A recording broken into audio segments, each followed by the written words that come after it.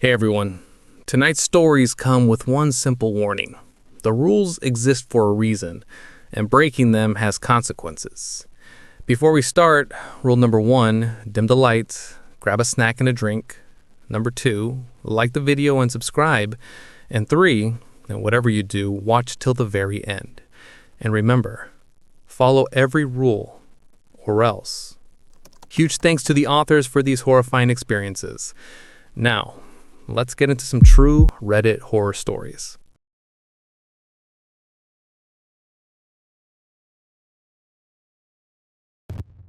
I've been a 911 dispatcher for 12 years, the last 7 on the graveyard shift. You think you've heard it all after that long. The drunks, the domestics, the panicked fumbling for words after a car crash. It all becomes a kind of white noise. A rhythm of human misery you learn to navigate without letting it touch you. You have to. It's the only way to stay sane. My district is a sprawling, sleepy county that dies after 10 p.m. It's mostly soccer moms and retirees. The worst we usually get on a weeknight is a noise complaint or a teenager who's had too much to drink at a bonfire. The job, for me, had become a cycle of caffeine, fluorescent lights, and the low, constant hum of computer servers. I was burned out, deeply existentially tired in a way sleep couldn't fix. The calls were just blips on a screen, voices to be processed, categorized, and dispatched. I was a human switchboard for other people's worst days. The first call came on a Tuesday about 3 months ago. It was 2:47 a.m., the deadest hour of the deadest night. The line lit up on my console, but not in the usual way.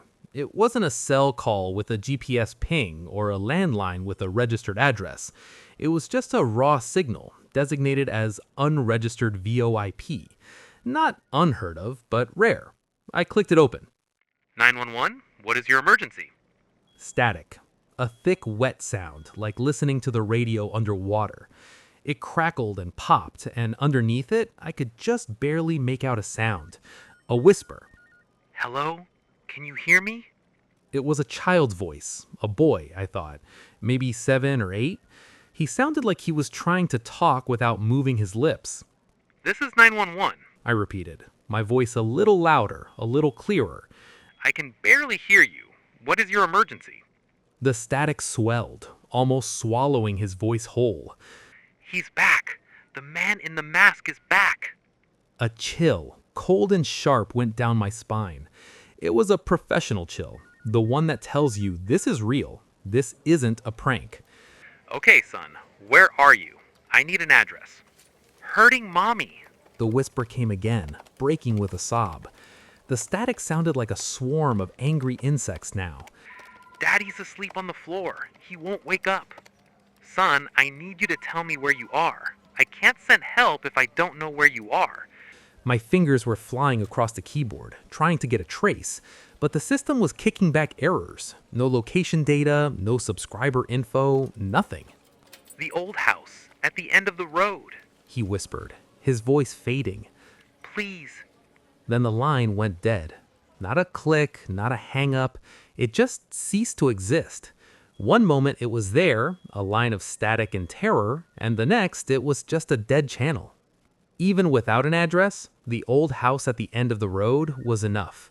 Out on the western edge of the county, there's a long, unpaved road that just sort of peters out into the woods, and at the end of it, there's one house. A big, derelict Victorian thing that's been empty for as long as anyone can remember. It was a local legend, the kind of place kids dared each other to spend the night in. I dispatched a patrol car. My senior officer, a guy who's been on the force before I was born, came back over the radio about 15 minutes later. His voice was flat, laced with the kind of annoyance reserved for rookies and time wasters. Dispatch, Car 12 here. The property is secure. No signs of forced entry. Place is boarded up tighter than a drum. There's nobody here. Hasn't been for 50 years by the looks of it. 10-4, Car 12. I said, my own voice betraying none of my confusion. Are you sure? The caller was a child. He said his family was being attacked. There was a sigh over the radio. Listen, the dust on the porch is an inch thick. The boards on the windows are gray and rotted. If someone's in there, they're a ghost. We're clearing the call. Tell whoever's playing games to knock it off. I logged it as unfounded and tried to put it out of my mind. A prank, a sophisticated one, maybe, using some kind of voice changer and a VoIP spoofer. Kids these days. I was too tired to care. A week later, at 2:47 a.m., the same line lit up. The same static, the same terrified whispering voice. He's in the house. I can hear him walking. This time, I felt a knot of ice form in my stomach. Son, is this the same caller from last week? A choked sob. He has the mask on. The one with the scary smile. Mommy's screaming. Faintly, through the storm of static, I thought I could hear it. A woman's scream. High and thin and distorted, like a sound being played backwards. I'm sending help. I said, my voice tight. Stay on the line with me. Can you hide? In the closet.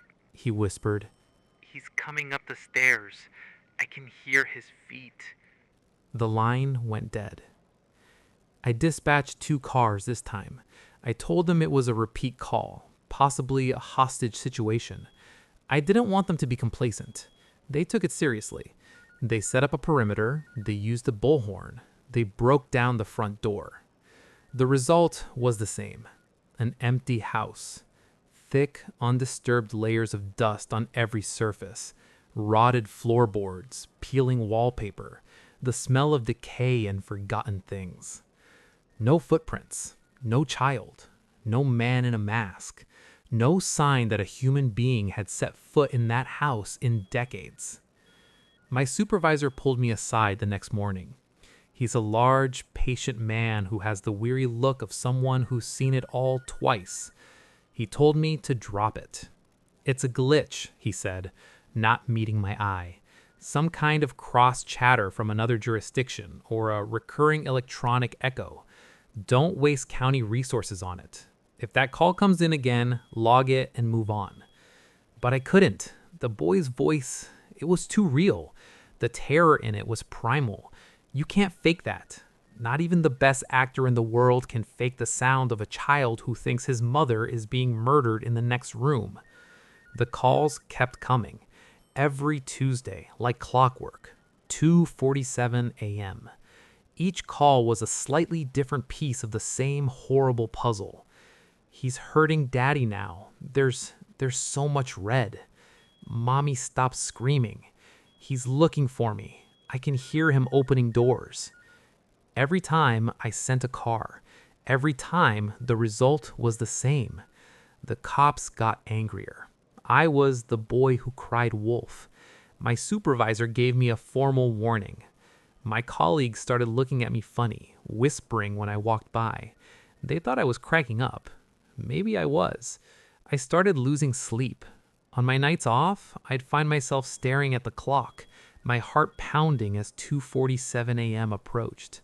The silence was somehow worse than the calls. I became obsessed. During the day, instead of sleeping, I went to the county records office. I needed to know who owned that house. The paper trail was a mess. It had been sold and resold, owned by banks and holding companies. But I kept digging backwards through dusty ledgers and brittle property deeds. Finally, I found it. The last family to actually live there. A deed from 1968. A nice, happy family with a mom, a dad, and 2 kids. A boy and a girl. That wasn't enough. I started spending my days in the library's basement, scrolling through decades of local newspapers on a squeaky, ancient microfiche reader. The stale, papery smell of the archives filled my lungs. I was looking for anything related to the house, to that family. For weeks, I found nothing, just property tax notices and school honor rolls. And then I found it. An article from a cold, late autumn day in 1975. The headline was stark. Local family slain in apparent home invasion. My blood ran cold. I zoomed in, my hands trembling as I adjusted the focus knob. The picture was grainy, black and white. It was the house. The same steep gables, the same wide porch. Police cars were parked haphazardly on the overgrown lawn. I read the article, my heart hammering against my ribs. A husband, a wife, and their 10-year-old daughter found dead in their home. The cause of death was extensive. The article was vague, using phrases like brutal force trauma. The police report mentioned a possible intruder, a figure a neighbor had seen fleeing into the woods, described only as a tall man wearing some kind of pale, expressionless mask. But the last paragraph was what made me stop breathing. The family's 8-year-old son, it read, remains missing. Police found evidence he was hiding in an upstairs closet during the attack, but the boy has not been found. A statewide search is underway. Authorities have not ruled out the possibility that he was abducted by the assailant. The crime was never solved. The masked man was never found. The little boy was never seen again. I sat back in my chair, the library basement suddenly feeling like a tomb. The static, the whispers, the closet, the man in the mask. It wasn't a prank. It wasn't a glitch. Was I listening to a ghost? The next day at work, I felt broken. I walked into the dispatch center like a zombie. The hum of the server sounded like a funeral dirge.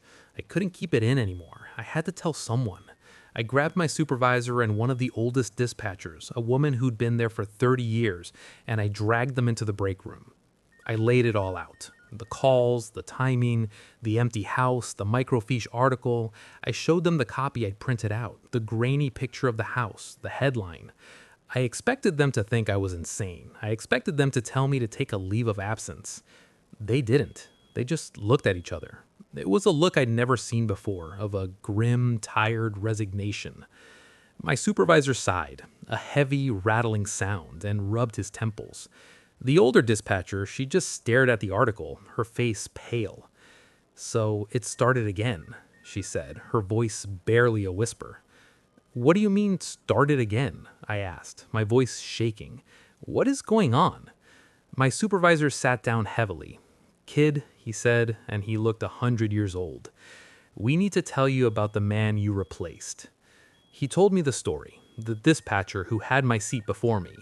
He'd been a good man, sharp, dedicated. About a year before I was hired, he started getting strange. He was obsessed with a specific address, the old house at the end of the road. He kept sending cars out there, insisting there was a child in trouble. The patrols always came back empty. He started pulling old files, spending his days off at the library. He became withdrawn, paranoid. He claimed he was getting calls no one else could hear. "We checked the logs," my supervisor said, his voice low and serious. "The system never registered the calls he said he was taking. We pulled the audio recorders for his console. There was nothing on them but dead air. We thought he was having a breakdown, stress of the job." My blood turned to ice water. The system, it doesn't log the calls for me either. They just show up on the screen and then disappear. They don't go into the call history. The older dispatcher nodded slowly. "We know. It's the same." He told us what the calls were about. A little boy, a man in a mask. I felt like I was going to be sick. I whispered, though I already knew the answer. One night, the supervisor continued, his eyes fixed on the linoleum floor. He took a call. We saw him on the console, talking, his face ashen. He was typing a report, then he just stopped. He stood up, grabbed his jacket and his keys, and walked out without a word. The call was still active on his screen, but none of us could hear anything on it. We just saw the open line. Where did he go? He drove out to the house. His car was found parked on the road the next morning. Engine was cold. Doors were locked. He was gone. The silence in the room was absolute. "We searched," the old dispatcher said, her voice cracking. "The police did a grid search of the entire woods, dogs, helicopters, the whole 9 yards. They went through that house from the attic to the cellar. They found nothing, no sign of a struggle, no footprints, no him. He just vanished, wiped off the face of the earth." I stared at them, my mind struggling to process what they were telling me. "Why didn't you warn me?" I stammered. "How could we?" my supervisor shot back, with a frustration that had clearly been festering for years. "Hey, new guy, welcome aboard. By the way, this console might be haunted, and the last guy who sat here disappeared. Don't worry about it. You'd have thought we were crazy. We thought he was crazy until you came in here today with that same damn story. He leaned forward, his eyes locking onto mine. This is what you're going to do. The next time that line rings, you do not answer it. If you answer it by mistake, you hang up immediately. You do not talk to him, you do not engage. You terminate the call and you clear the line. That's an order. Do you understand me? For the next few weeks, I was a ghost myself.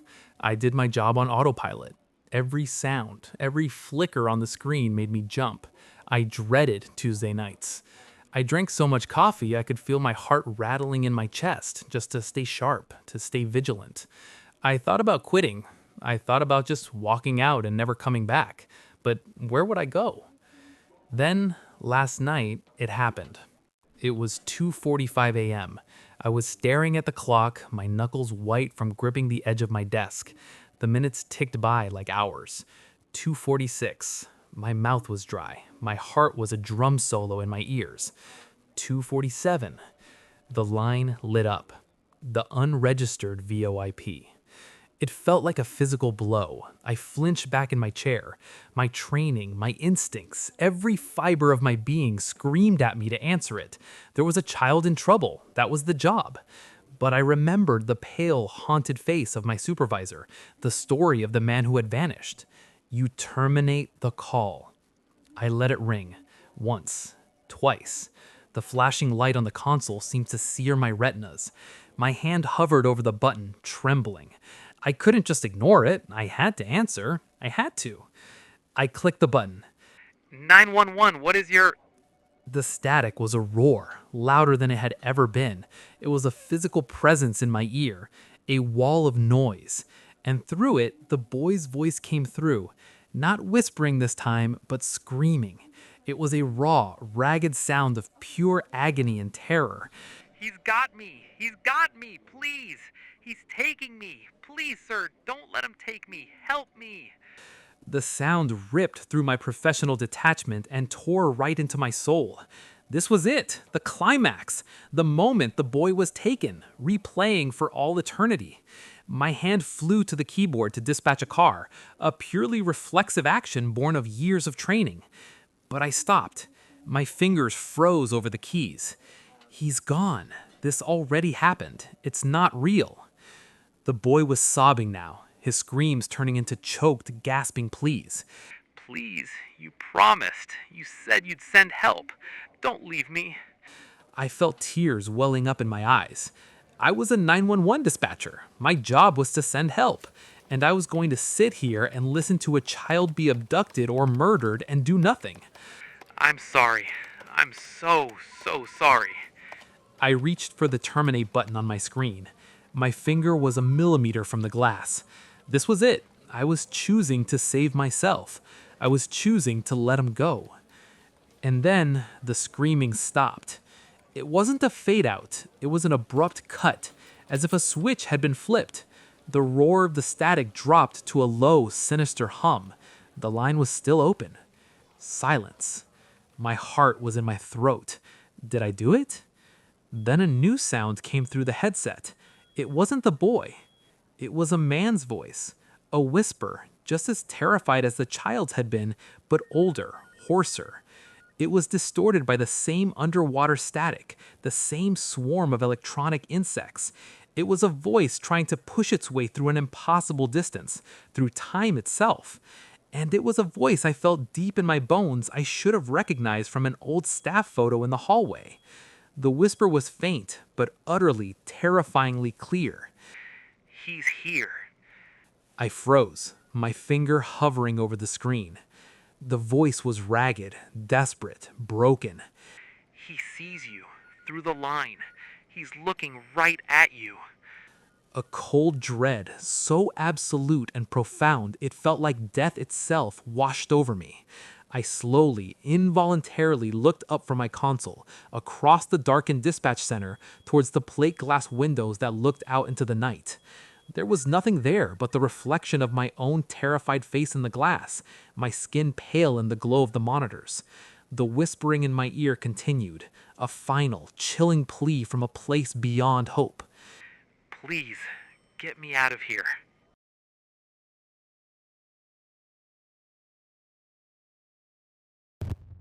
I need to start from the beginning.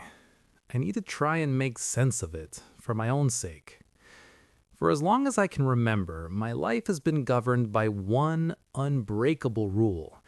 It was never spoken aloud, never written down, never explained. It was a rule learned through punishing silence, through the sharp, warning glances of my father, through a pressure in the atmosphere so thick you could feel it on your skin. The rule was simple. We do not acknowledge her. She was my mother. She lived in the house with us. She was as solid and real as the dining table we sat at every night, or the stairs I climbed to my bedroom.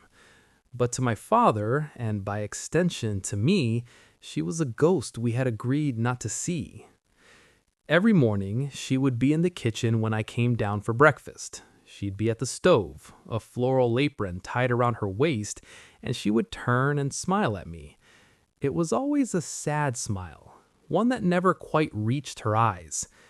"Good morning, sweetheart," she would say, her voice soft, like rustling leaves. And every morning I would look right through her, my gaze fixed on the coffee pot on the counter behind her. I'd grab a bowl from the cupboard, pour my own cereal, and sit at the table. My father would already be there, hidden behind his newspaper, a silent monolith. She would sigh, a tiny, deflated sound, and place a third plate at the table between us, a plate of scrambled eggs or pancakes, always cooked perfectly, always destined to grow cold. We would eat our breakfast in silence, the only sounds a scrape of spoons against ceramic and the rustle of my father's paper. The third plate sat there, a testament to our collective delusion, a steaming, fragrant accusation. She would sit in her chair, her hands clasped in her lap, watching us eat, a hopeful, desperate look on her face. Sometimes she would try to start a conversation. "It looks like it might rain today," she'd offer, her voice wavering slightly. "You should take an umbrella to school." My father would just turn a page, the crinkle of the newsprint sharp and dismissive in the quiet room. I would take a large, noisy bite of my cereal, focusing on the crunch, on anything but the sound of her voice. After a while, she would just fall silent, the hope draining from her face, leaving behind that familiar, deep-seated sadness. Dinner was the same. She'd cook a full meal, something that smelled incredible, filling the house with the scent of roasted chicken or baking bread. She'd set 3 places at the table, complete with napkins and silverware. My father and I would sit, and she would serve us, placing food on our plates, her movements graceful and practiced. Then she would sit down, fill her own plate, and try to engage us. "How was your day at work?" she would ask my father. He would grunt, his attention fixed on cutting his meat into precise geometric shapes. "And school, did you have that big test today?" she would ask me. I would mumble something noncommittal, my eyes glued to my plate, shoveling food into my mouth to avoid having to speak. The charade was suffocating. It was a constant, exhausting performance. Every single day was a rehearsal and a live show of pretending this woman, my own mother, did not exist. I grew up in a house with 3 people, but I was raised in a world that only acknowledged 2. For years, I just accepted it. Kids accept the most bizarre circumstances as normal because it's all they've ever known. The sun rises, the sky is blue, and we don't talk to mom. It was just a fact of life. I learned to tune her out, to blur her form at the edges of my vision. She became a piece of the background, like a painting on the wall you no longer notice. But as I got older, moving into my late teens and then my early 20s, the acceptance began to curdle into something else. First it was confusion, then a deep, gnawing guilt. I started to really look at her. I saw the fine lines of sorrow etched around her eyes. I saw the way her shoulders slumped when we ignored her, the way she would sometimes touch the back of my father's chair as she passed, a longing for contact that was never returned. I saw a woman who was profoundly, devastatingly lonely, trapped in her own home. My perception of my father shifted too. The silent, stoic man I had once seen as a protector started to look like a tyrant. His rule was strange, cruel. It was a calculated daily act of emotional violence. What had she done to deserve this? Had she had an affair? Had she done something unforgivable that I was too young to remember? Whatever it was, this punishment seemed monstrously out of proportion. It was a cold, quiet form of torture, and he had made me his accomplice. The resentment built slowly, a pressure behind my ribs. I started having trouble sleeping. I'd lie in bed and hear the faint sounds of her weeping from their bedroom. It was a soft, muffled sound, the kind of crying you do when you're trying not to wake anyone. And it broke my heart. How could my father lie beside her every night, hear that, and do nothing? What kind of man was he? I began to see his actions as a grotesque form of misogyny, an exertion of absolute control.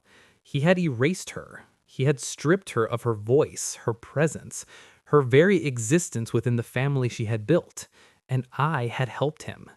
Every silent breakfast, every ignored question, I was tightening the screws. The breaking point came last Tuesday. It was a miserable, rainy day, the kind that makes the whole world feel gray and damp.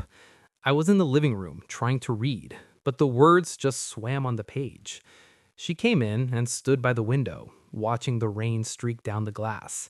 She wasn't trying to talk to me. She was just standing there, looking out at the world she was a part of, but couldn't seem to touch. She started humming, a simple, sad little lullaby. It was a melody that felt vaguely familiar, like a half-remembered dream. I felt a lump form in my throat. I watched her reflection in the dark window pane, a translucent figure against the storm-tossed trees outside. Her shoulders were shaking almost imperceptibly. She was crying again, silently. Something inside me snapped. Years of pent-up guilt, of quiet rebellion, of love for this woman I wasn't allowed to know. All of it came rushing to the surface. It was wrong. This whole thing, this whole life was fundamentally, grotesquely wrong. I couldn't be a part of it anymore. I waited. I waited until I heard my father's car pull out of the driveway for his weekly trip to the hardware store. It was a ritual for him, every Tuesday evening, a couple of hours to himself. The house fell into a new kind of silence, one that wasn't enforced but was simply empty. Except it wasn't empty. She was still there. I found her in the kitchen, washing the dinner dishes, her back to me. My heart was hammering against my ribs so hard I felt like she must be able to hear it. My mouth was dry. It felt like I was about to break a law of physics, like the universe itself might fracture if I spoke. I took a deep breath. Mom? The word felt alien in my mouth, heavy and clumsy. She froze. Her hands, submerged in the soapy water, went completely still. The silence that followed was more profound than any I had ever experienced in that house. It stretched for what felt like an eternity. Slowly, she turned around. Her face was a mask of disbelief. Her eyes, wide and glistening with tears, were locked on mine. She looked at me as if she were seeing a miracle. Her lips parted, but no sound came out. She just stared, her expression shifting from shock to a dawning, radiant joy that was so pure it was painful to watch. You can see me," she whispered, her voice choked with emotion. A single tear traced the path down her cheek. "Oh, my sweet boy, you can finally see me." Her words confused me. They landed strangely, not quite fitting the situation. I took a step closer. "What are you talking about?" I said, my own voice unsteady. "I've always seen you. I see you every day." Her brow furrowed in confusion, but the smile didn't leave her face. It was as if she couldn't bear to let it go. "But you never looked at me. You never spoke." "Dad," I said, the word tasting like poison, "it was him. He told me not to. It was his rule. I was a kid. I was scared. I didn't know what to do, but I'm not a kid anymore, and it's wrong. What he's doing to you is wrong." Understanding washed over her face, followed by a shadow of that old sadness. She reached out and took my hand. Her skin was cold, surprisingly so, like marble that had been left in a cellar. but her grip was firm, real. Your father, she began, her voice trailing off. She shook her head. He's had a hard time. He does what he thinks is best. But it's okay now. It's okay. This can be our secret, can't it? Just between us? I nodded, my throat too tight to speak. The relief that flooded me was immense, like I'd been holding my breath my entire life and had finally been allowed to exhale.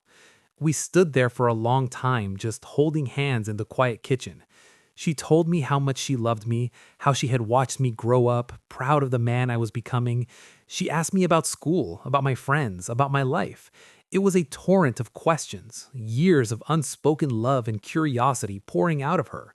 We talked until we heard the sound of my father's car on the gravel driveway. A sudden panic seized us. She squeezed my hand one last time, a conspiratorial smile on her face. Our secret, she whispered. And then she turned back to the sink, assuming her washing as if nothing had happened. I bolted from the kitchen, my heart racing, and made it to my room just as the front door opened. The rest of the evening passed in the usual suffocating silence, but this time it felt different. It was charged with my secret. When she looked at me across the dinner table, there was a new light in her eyes, a shared knowledge. It was the first time in my life I felt like I had an ally in that house. We continued our secret conversations for the next few days. Whenever my father was out, we would talk. I learned about her favorite books, the music she loved, the places she dreamed of traveling. She was vibrant and intelligent and funny. She was a whole person, a person my father had tried to bury, and with every word we shared, I felt like I was helping her claw her way out of the grave he dug for her. My anger at him grew with every passing day. He was a monster, a quiet, methodical monster who had stolen my mother from me. I started to think about what to do. Should I confront him? Should I just take her and leave? I felt a fierce, protective instinct I'd never known before. I would not let him hurt her anymore. Then came yesterday morning. I woke up and the house was silent. Too silent. There was no smell of coffee brewing, no sound of my father's radio murmuring the morning news from the kitchen. I lay in bed for a while, waiting, but the silence stretched, becoming unnatural, unnerving. I finally got up and went downstairs. The kitchen was empty. The coffee pot was cold. The newspaper was still on the front porch. A prickle of unease ran down my spine. I checked the whole ground floor. No one. I went upstairs and knocked on their bedroom door. No answer. I pushed it open. The room was empty. The bed was neatly made. My father's side of the closet was open, his clothes hanging in their usual meticulous rows. Her side was the same. Nothing seemed out of place, yet the absence of them was a screaming void. Panic started to set in. I checked the garage. His car was gone. My first thought was that he'd left early for work, but he never did that without telling me. And where was she? Did he take her somewhere? The thought sent a jolt of fear through me. Had he found out about our secret? I spent the whole day in a state of escalating anxiety. I called my father's cell phone 12 times. It went straight to voicemail every time. I called his office. His secretary said he hadn't shown up, which had never happened before. I didn't know who to call about her. She didn't have a cell phone. She didn't have any friends that I knew of. Her entire world was contained within the walls of our house. By evening, I was frantic. I paced the empty rooms, the silence of the house pressing in on me. Had he hurt her?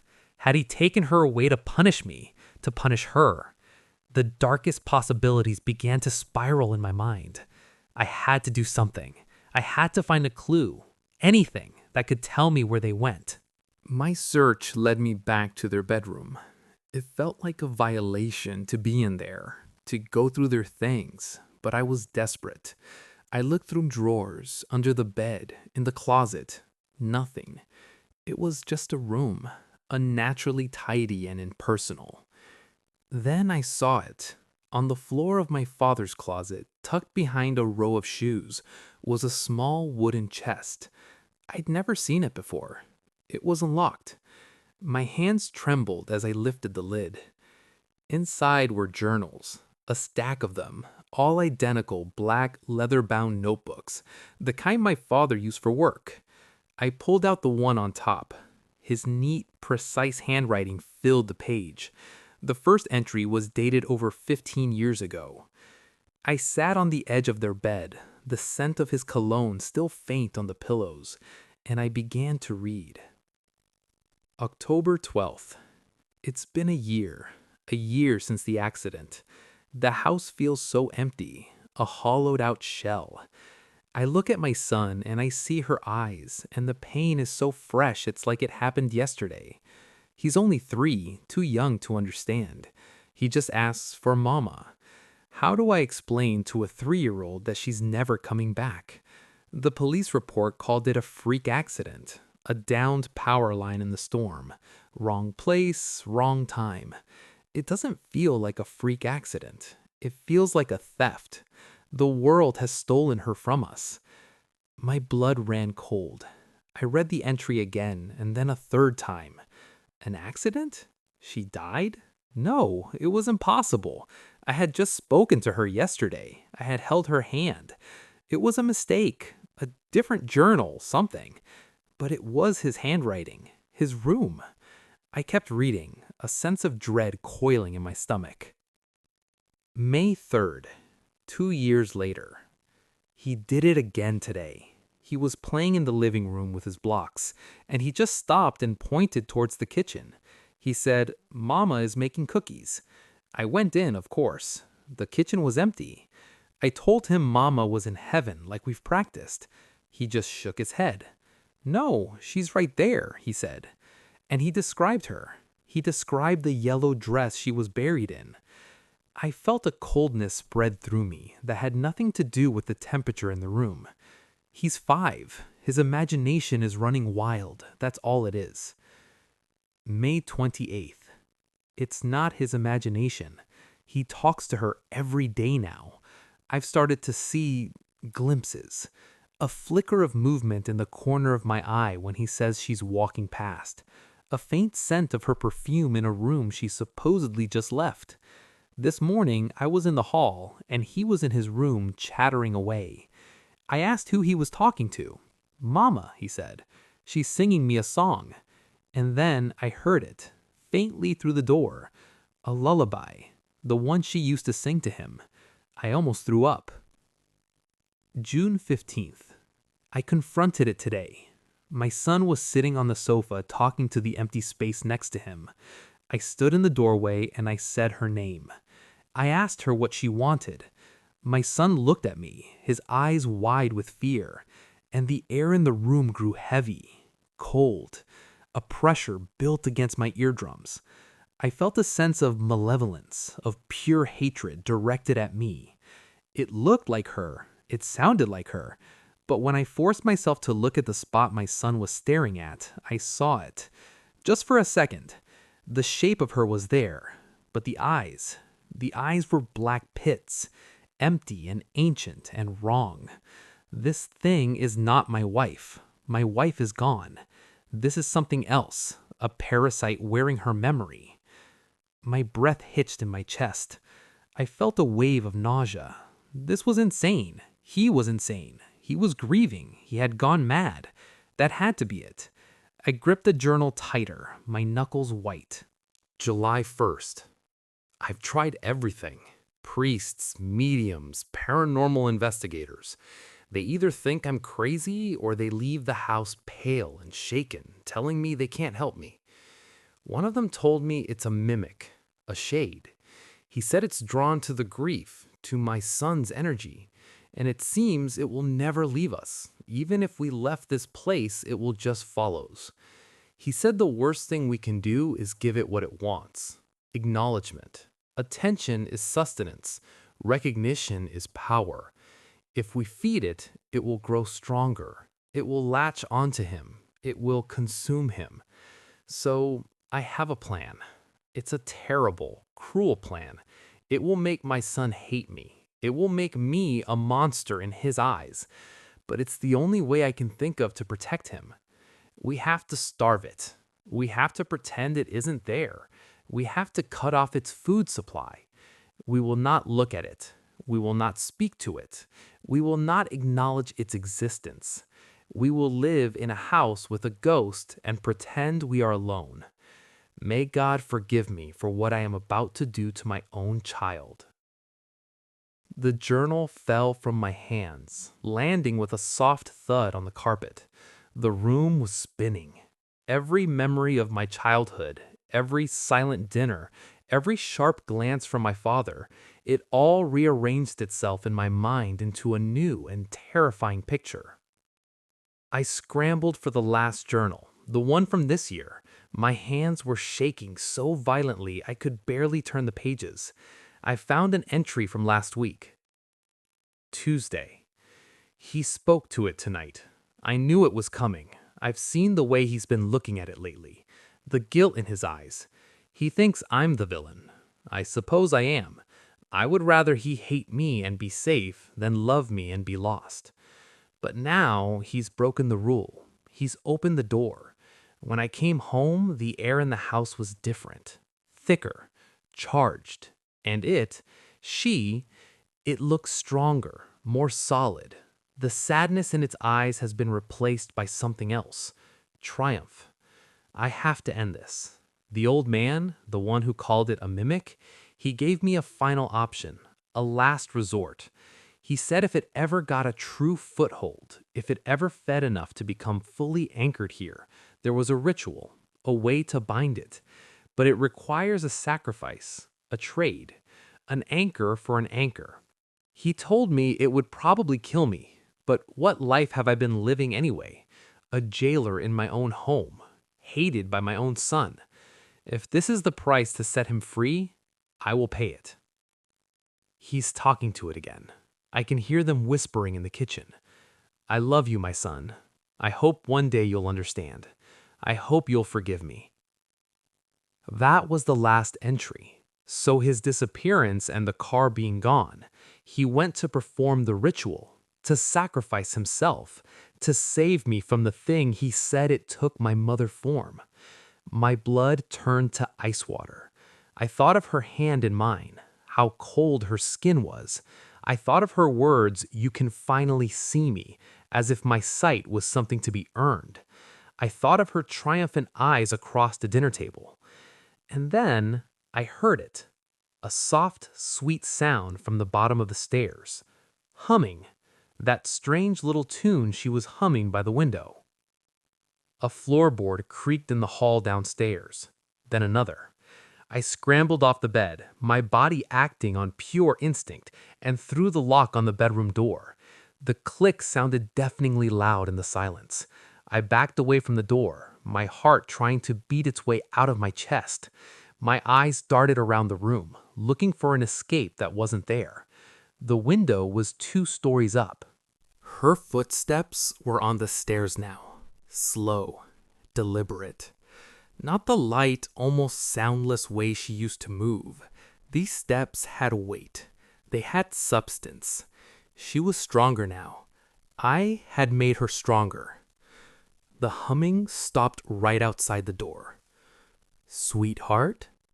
Her voice. It was my mother's voice, but it was different. It was coated in a thick, clang sweetness that made my skin crawl. Are you in there? I was so worried. I woke up and the house was empty. I pressed myself against the far wall, my hand over my mouth to stifle my own ragged breathing. I talked to your father, she called through the door. The sound was so clear, it was like she was standing right next to me. He called. He's so sorry, honey, for everything. He explained it all. He knows he was wrong to keep us apart. My mind screamed, liar, liar. He's gone. You know he's gone. He said he just needs a few days to clear his head, the sweet voice continued. But he gave us his blessing. He wants us to finally have time together, just you and me. Isn't that wonderful? Silence. I held my breath, praying she would think I wasn't here, that she would just go away. "I know you're in there, honey. I can feel you," she cooed. "Come on, open the door. I'm going to make you some pancakes, just like I used to." She never used to make me pancakes. "Please, son, don't shut me out again. Not after you finally let me in. It's all going to be okay now. I'm here. I'll take care of you. We'll be a proper family." The words hung in the air, thick and venomous. A silence followed, stretching for a few agonizing heartbeats.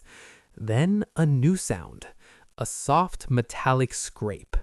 The doorknob began to jiggle, slowly at first, then with more force. Click, rattle, click. My breath caught in my throat. It was trying to get in. It was physically trying to reach me. I backed away until my shoulders hit the cold wall, my eyes wide and fixed on the trembling brass knob. The wood around the lock groaned under the pressure. My phone was in my pocket. The weight of it was a sudden, desperate comfort. My hands were slick with sweat as I fumbled to pull it out. My thumb hovered over the emergency call button. What could I possibly say? There's a woman in my house who looks and sounds like my mother, but my dad's journals say she died 15 years ago, and this thing is a mimic that feeds on attention. They would send an ambulance with a straitjacket, not a squad car with armed officers. The rattling stopped. For a moment, there was nothing. A profound, terrifying quiet. And then a new sound began. A soft, rhythmic scratching on the other side of the door, like long fingernails dragging slowly, deliberately down the grain of the wood. Scrape, scrape, over and over. A sound that was patient and possessive. That was it. I didn't care how crazy I sounded. I stabbed the call button. A calm voice answered. 911, what's your emergency? I cut my hand over the phone speaker, my own voice a choked, ragged whisper. "There's an intruder in my house. I'm locked in my bedroom upstairs." "Can you describe them, sir?" the dispatcher asked, her voice perfectly level. The scratching continued, a counterpoint to her professional calm. I can't. I haven't seen them. I just hear them. They're right outside my door. Please, you have to hurry." There was a fractional pause on the other end. "A unit is on its way, sir. Can you stay on the line with me?" "No," I whispered, my eyes locked on the door. "I can't make any noise." I ended the call before she could protest. The scratching stopped the instant the call disconnected, as if it heard, as if it knew. The silence that rushed back in was somehow heavier, more menacing than before. It's waiting. It knows I've called for help. It knows its time might be limited. Or maybe it's just enjoying this. I'm trapped in this room. I've called the police and I don't know if they can even do anything. I don't know what they'll find when they arrive. What if it's just gone when they get here? They'll find my dad's journals. They'll see the state I'm in, and they'll think I'm the one who's broken. But all I can do is wait for them. I'm writing this down, getting it all out as fast as I can on my phone. I need someone to know the truth. I need you to know what really happened, in case they don't believe me, in case something bad happens to me before they get here. Thanks for listening. If these stories stayed with you, you already understand why this was a special. Let me know in the comments which one affected you more. And as always, stay safe.